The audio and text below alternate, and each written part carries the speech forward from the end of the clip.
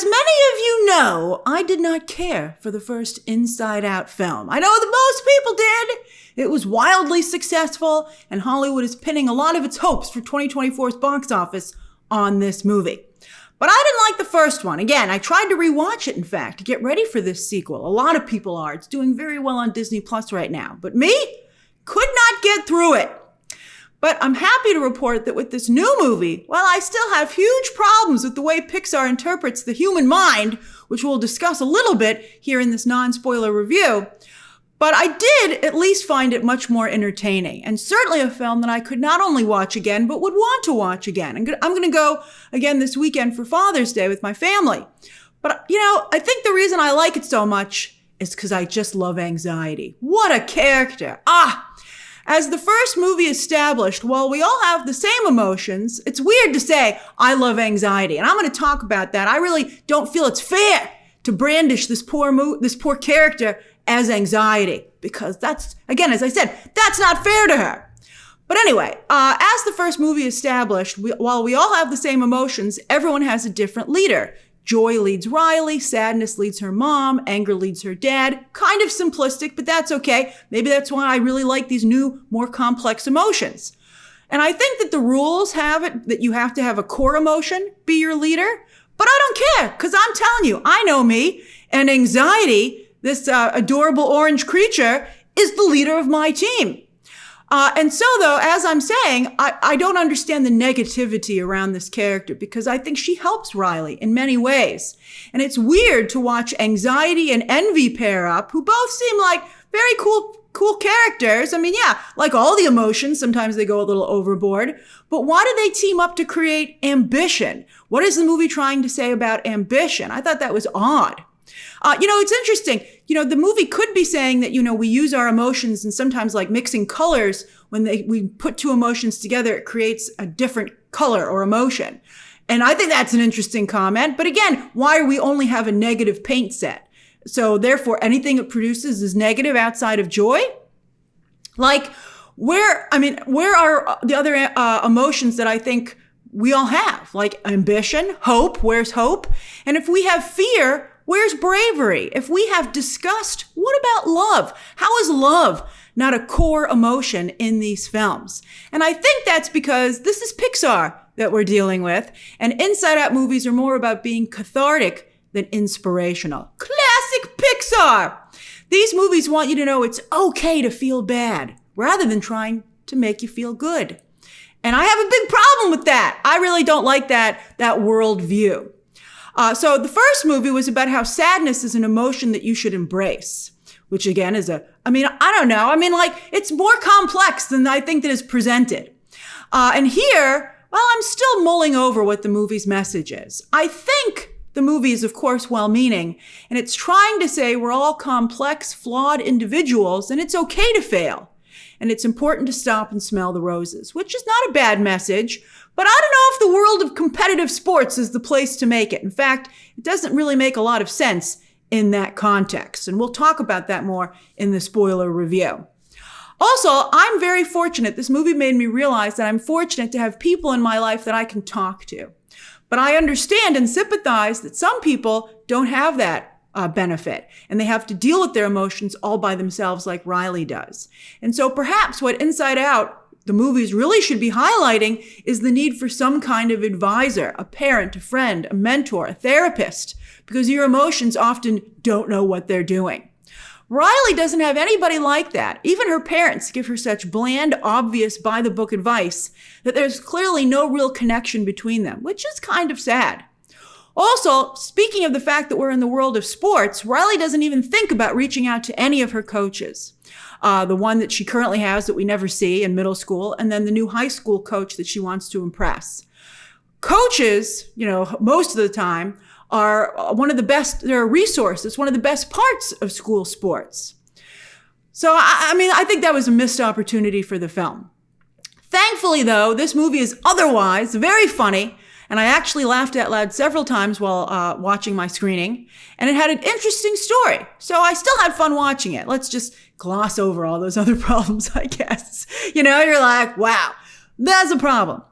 I did go home in kind of a funk, though. Again, that negativity eventually got me. The more I thought about the film, the more I was like, well, I don't really like what you're saying. So I would recommend that you see this as a morning or matinee show, because it's probably going to do a number on you emotionally, and you don't want to go to sleep like that. You want to have the rest of the day to kind of like course correct.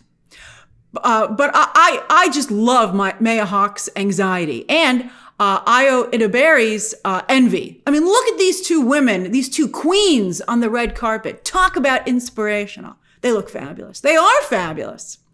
Both very winning in their live action work. They are just as fun and charismatic here, bringing a jolt of energy to Ripley's mind. I would love to see them work together in a live action project. They are a fantastic pairing. Overall, also, the idea of what puberty does to headquarters is just such a good idea, it's pretty much impossible to mess up. I also ended up really liking ennui as well, and honestly, again, I felt Riley's new emotions were actually very helpful to her. I mean, I can understand that they were new and they were a little out of control, but I think, again, I don't know why they were put in such a negative context. I was like, I think these emotions have a good idea. And again, that might be the point, that, in little doses, these emotions are helpful. But again, they're painted in a negative connotation. I did like the idea, though, of depicting how one's emotions can get out of control. I thought that was really, really good, and I liked that element of the movie.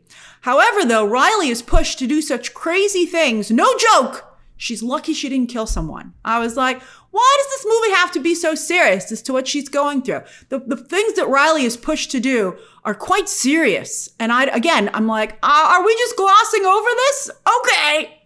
So it makes it also even more strange that no adults ever step in here. I'm like, I think that Riley would be in major trouble, and that also maybe someone would call her parents and be like, come pick up your kid. They're out of control. Although, as we've seen in the news, tragically, sometimes people and, adults and children don't get the help that they need. But again, maybe this movie should be making that point instead of being like, your cute emotions will take care of it, or maybe they won't. I mean, it's hard to paint a cartoon happy face on such important and complex situations in a discussion with such high stakes. But, they try. As Riley's core, in the movie, as I said, it's somewhat entertaining. So as Riley's core emotions, banished by the new emotions, search her mind to try and find a way to get Riley grounded again, at points, the movie becomes a little like Wreck-It Ralph. The good one, the first one. And that I really appreciated. I think those are some of the moments I enjoyed the movie the most. Because I like the first Wreck-It Ralph. They really did, as I said, get me to laugh out loud several times. And parts of Riley's mind in this sequel were quite captivating. I was like, before it was just depressing. But now I was like, that's kind of funny and that's interesting. I like that. Although I could also see them preparing the attraction for Inside Out. They were like, and this will be you'll be on a boat and you'll come into this big room and it'll be beautiful. But while I could see them doing that, I was also like, I would go on that ride because I love anxiety so much. What character design? Look at her crazy Muppet style face. Don't we all feel that way inside? I loved it. And wait until you see her down a bunch of energy drinks. That was I loved it. And her cute little director style pants and boots. Oh, I love her so much. I think I even had some outfits like this when I was little. I was thinking of buying this plush. When I was writing this review, I was like, I love anxiety so much. I want her in my life. And I was like, what do they have at the Disney store? And this was it. I was like, oh man, don't you have a big movie coming out? Where's the merch?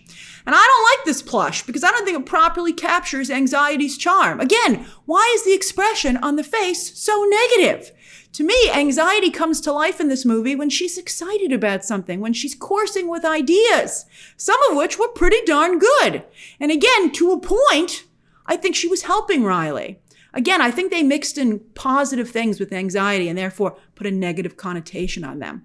And then also Maya Hawke's voice work. Sublime! Yes, anxiety would be my lead emotion, and I say that with pride and honor. This character to me is a real winner. I hope to buy her on some good merch, and next time I'm in a Disney theme park, if she's available for a character meet and greet, I'm getting a pic. I just loved her.